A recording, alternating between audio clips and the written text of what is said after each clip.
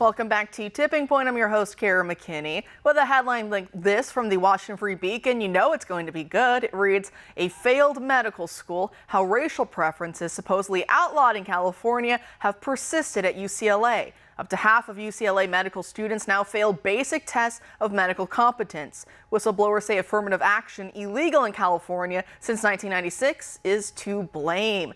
The author, Aaron Siberium, spoke with many insiders from the admissions office and with even professors from UCLA School of Medicine who have worked with or worked under the Dean of Admissions, Jennifer Lucero, a huge proponent of DEI. Since she was hired in 2020, the article notes, quote, "UCLA dropped from 6th to 18th place in U.S. News and World Report's rankings for medical research. And in some of the cohorts she admitted, more than 50% of students failed standardized tests on emergency medicine, family medicine, internal medicine, and pediatrics. Those tests, known as shelf exams, which are typically taken at the end of each clinical rotation, measure basic medical knowledge and play a pivotal role in residency applications.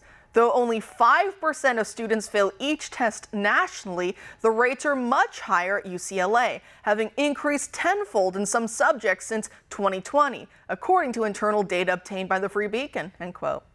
Some of the professors the author spoke with say it's not uncommon to have students inside the operating room who are not able to tell apart major arteries, and then they complain afterward to the surgeon for being put on the spot to figure it out.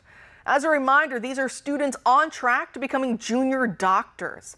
As you might have guessed, these whistleblowers blame a double standard for acceptance to the school based on racial grounds, in which Black and Latino applicants can be considered even despite having lower test scores and other subpar metrics, while white and Asian students need to score nearly perfect in their admissions process in order to even be looked at.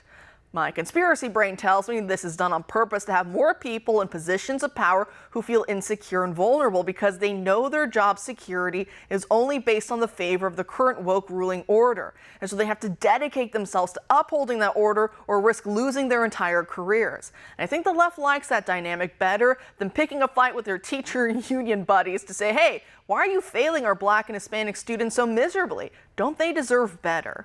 As you know, this dynamic isn't relegated to just the medical field. Experts are no longer experts in any field, it seems. Just look at what's been happening to our energy sector under Biden. Friend of the show, Greg Price of the State Freedom Caucus Network, posted yesterday, quote, "The Biden administration last week launched their biggest attack yet on America's energy industry, and it's a story that's flown completely under the radar. Last week, Biden's Bureau of Land Management shut down federal leases to Wyoming's Powder River Basin, which is the nation's largest source of coal. This is a huge deal for a few reasons.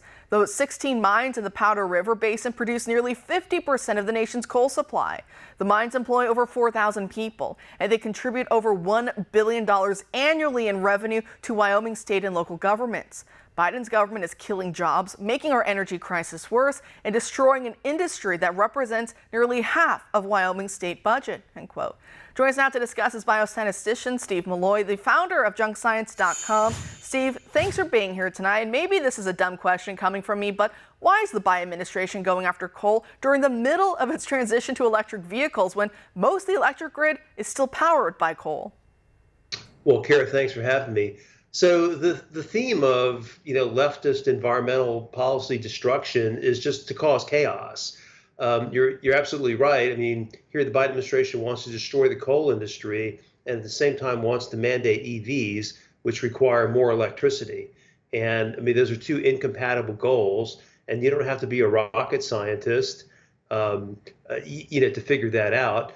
They just don't care. They want the chaos because out of chaos, people always reach for more government control. This the proposed ban of the Powder River Basin coal mines by 2041, I doubt it'll happen. It'll go to court, but it's just more chaos, and that's what the administration wants. It's like with their proposal to ban coal plants by 2030 and to mandate EVs.